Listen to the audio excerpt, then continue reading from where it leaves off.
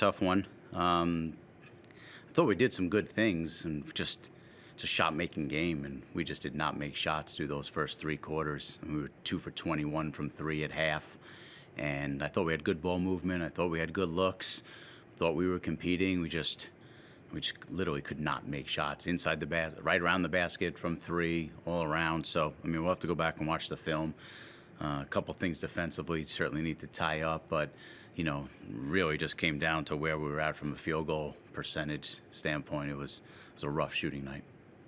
But within that, like in the first term, you were in the game.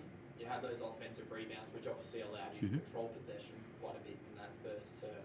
And then that possession sort of just went away. Like, how do you explain that? Yeah, it's just, we got on the offensive boards. We had 15. We only made 12 turnovers. The possession game was definitely a focus. We only go to the foul line 9 times to their 28. So that's, that's a number we'll have to look at on the film.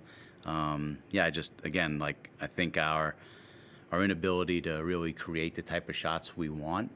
Sometimes we get a little stagnant offensively and just not able to get 2 feet in the paint, heat on the rim. But again, I thought we were generating good looks. We just couldn't make any tonight. And it was great to see Sam McDaniel back in action, obviously. It's been a long journey for him, and he's had some hitches along the road, obviously. Great to see Smack back in there and on the floor again, and got through relatively unscathed. Yeah. No, and look, we all know what Smack's capable of, certainly on the defensive end of the floor. First game since the second game of the season, he goes 2 for 10, from the field, and he'll tell you he needs to be better in that, but I thought his defensive compete, on Bryce, was there, and his efforts there, and I can see 3 or 4 of those shots that he took that bounce in and out, good looks, shots he works on every day. So he hasn't played a game in a while. It's there's just a touch and a feel, to that I think he's got to get that rhythm back a little bit. But yeah, happy with his effort. You tempted to leave him on because he was doing the job on Bryce, especially in the first quarter. But I guess did you have to check his minutes a bit? A little bit. I think it's just you condition them as best you can. As they come back. He had an ankle injury, so it's you can only do so much running and playing, and he's back ahead of schedule as it is. So can't run him for 35 minutes. So we were trying to play guys in 3 to 4 minute stretches to keep the intensity and the physicality high, which I thought we did a decent job throughout the first half. We just really couldn't make shots, had a little bit of a deficit coming out, and then it just kind of spiraled from there. And what did you make of Terry Taylor's debut in the league? It's always tough for an American to come, especially mid-season, as you know. Yeah, and I think there's some similarities there of guy that hasn't played 5-on-5 basketball for a little while, and the rust is there, and just adjusting to the league.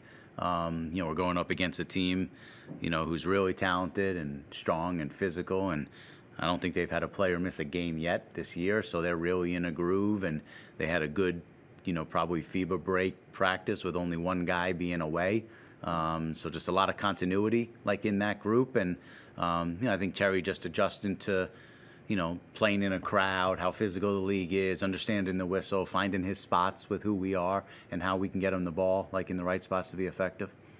And with Javon, he just didn't pull up. He wasn't well. Yeah, he's sick. So it's real unfortunate, and we'll get back and we'll see how he is, and it's just kind of taking it, day by day, right now. But there's obviously illness is not one you can control, and it's unfortunate. So we're just trying to figure that out. And just lastly from me, you've played obviously some good team. Where does Adelaide sit in the team you've played this season in terms of that performance tonight? Yeah, they're I respect Mike a lot. We've known each other for a long time, through our NBA days. He's doing a really good job with them. What I've noticed is they're continuing to become balanced, and it doesn't have to be Bryce all the time, and you're seeing that with, just how well Humphreys is playing, what Zylan gives them, Cameron and Whitey, ability to handle the ball. So I think just the balance, and they're starting to guard. I don't think anyone questions, what they're capable of doing on the offensive end. So once they really start defending and buying in, they got size up front. So yeah, they're formidable. They'll be right in the mix. Stu, you're 5-11 at the halfway stage. I guess if you can flip that and go 12-5, you know, the playoffs certainly aren't, or the play-in certainly is within reach. But how are you going to approach the second half of the season in terms of what are your goals from here? So it's a good question. You know, when we went into the break, we said we're 0-0. You know, we have a lot of turnover on the roster, and not a lot of time to incorporate that. But you know, you don't get that opportunity to have that turnover typically in this league. So you know, we wanted to really just kind of start from day one and put certain goals and metrics in. You know, really on a defensive standpoint. And you know, there are areas we got to get better, but you know, we hold them to 90. You know, we had them in the 80s. You know, obviously they pulled some of their guys there. You know, a few minutes to go. So, but you know, it wasn't. And there are areas we got to improve, but like we want to be a defensive-minded, physical, you know, team. You know, we got, I think, a really strong front court that you know can get on the old glass and create extra possessions for us. So, I mean, it's kind of cliche, you know, game by game. I mean, that's really the mentality. We understand, you know, we don't have a lot of margin for error right now, and you know, we need to go on a run, and we need to go on a run quickly to like stay in the fight here. You know, I think there's you know, probably 2 or 3 teams at the top of the ladder that are starting to like really like separate themselves to figure out, and then you know, everyone else like is, you know, it's just all bunched up there. You know, we're still only maybe a win or 2 away from the 6th spot, like on the win column. I think we've played more games than a number of the other teams. So, but you know, we'll go back, we'll get to work, and then we're at Illawarra next week. You lost 4 games in a row at the start of the season, but 3 of those were by 7 points or less. But even then, you had your critics as the head coach. You've lost 4 games in a row again, and 3 of those have been by 25 plus. So I'm sure the critics are going to be out there again. How do you respond to that criticism of you as the coach? Yeah, no, and you are what your record is. We won our first game of the season.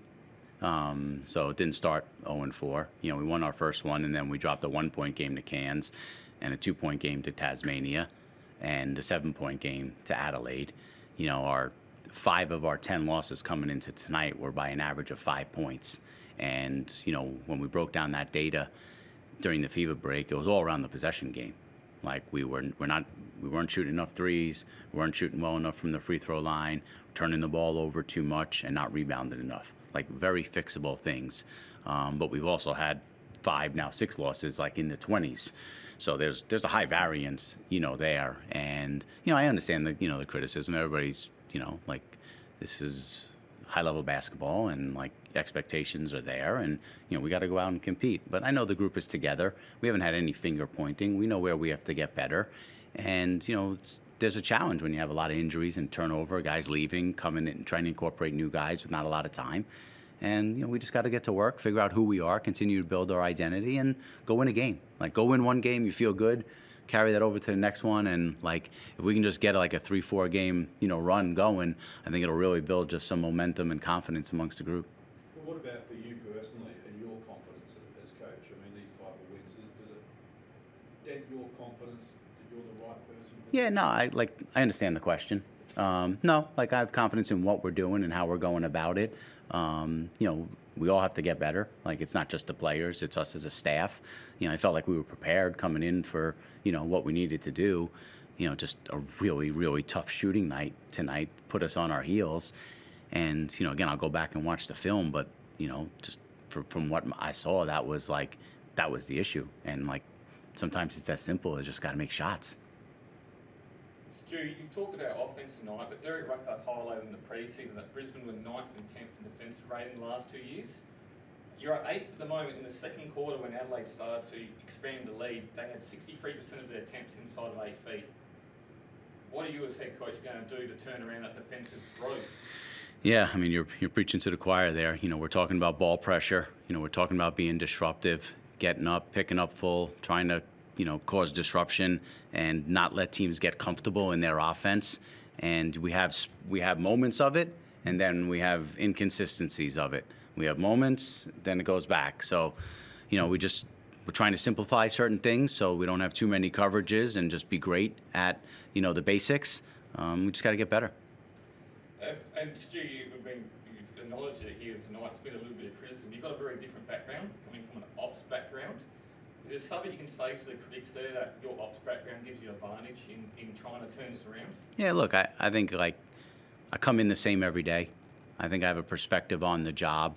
You know, the staff, we work together, the players are involved, there's a collective feedback to everything that we're doing, and there's a belief, like we're prepared for games. Like it's, again, there are areas we have to improve, you know, on a day-to-day basis, but like I have confidence in who I am as the coach, my voice with the group, how we're going about our day-to-day, and we just got to get better. Do you believe that ops background gives you an advantage over some of the other coaches you could have had the role? Yeah, I'm not going to really go into like great detail on what our coaching process was. I mean, we're 20 plus games, you know, into the season at this point. I'm way past that point now. So like I'm all in on this. You know, I have great appreciation for the work that the guys come in and do every day. And I have great respect for the league and the other coaches here. So, you know, we're just in this thing to compete and get better, and, you know, we got to get a win. Are we going to see Javon next game? On the NBL website, it's listed that he'll be back for next week. Yeah, I mean, you know, he was pretty sick when we left, so until I get home and, you know, really get an idea of where he's at physically, you know, I know there's been a couple guys around the league that have been sick and have missed, you know, more than a week at this point. So we'll see where Javon is at, you know, when I get back. Mitch limped off. How's he going, and how frustrating is that? Another injury. Yeah, I mean, the guy plays so hard, and, you know, he's such an important, you know, player and person to who we are as a club. So hopefully he'll be all right and nothing too serious. And just lastly on Terry Taylor, his debut, what did you make of it? He's coming off a good season with Stockton Kings. How did you see his performance tonight? He had 7 rebounds, 2 assists. What did you make of it? Yeah, look, I thought Terry's effort was really, really solid. I think just touch and feel and getting a flow for how the game is played is probably where he needs to improve. But, you know, he's going to get on the glass. He's going to put heat on the rim. You know, he's going to play with physicality, and I think he's going to have a good impact in this league. Josh here. Josh, sorry, there you got a question? I'll jump in here, Josh from Fox Sports. Obviously, the Fever Break presents an exciting opportunity to kind of regroup, but what were some of the challenges that the team faced with 3 guys representing the national teams and a couple of guys being integrated into the lineup as well? Yeah, I wish the Fever Break was about 3 weeks long. We actually had 4 guys away, you know, 3 with the New Zealand national team and 1 with the Australian team. And then we bring in, you know, 2 new players, you know, into that. We had 1, like, practice with the whole group before we flew out here. So, you know, there's challenges around that. You know, you're trying to put in new things, incorporate Terry, reintegrate Javon, but then we have 2 starters not there and a rotation, you know, player is, you know, well. So it's difficult, you know, but every other team is in the same, you know, boat. Guys played, you know, on Wednesday straight out of the FIBA break. So, you know, everybody's dealing with it. And, you know, I think just for us, just given how much turnover we've had and trying to incorporate those new guys, you know, it felt like we had the first day of school and then we had finals like the next day. So it was just, you know, trying not to have information overkill, you know, for the guys and just simplify everything and just go out there with a great, you know, competitive spirit. Just the last one this year, mate. That foul count, you sort of spoken a little bit earlier and the attempts that Adelaide 36 has had compared to what your guys had as well. Does that come down to, you know, a bit of lack of aggression potentially on the offensive end for your guys, the home whistle as well that we sometimes see around the NBL? What do you kind of attribute that to? Yeah, it's always a stat that like stands out pretty quickly, but until you actually really go back and watch it, you're not sure. But, you know, I thought there was just a lot of inconsistencies again, like on certain, you know, bang bang calls that like we don't get, that maybe goes the other way. You know, Nordo gets tossed to the ground once or twice, so it's no call made. Down on the other end, very similar play happens. You know, Bryce gets that call, and, you know, Flynn gets that call. So, you know, we'll have to take a look at it, but there's no doubt that a 28-9 free throw count is something that you red flag.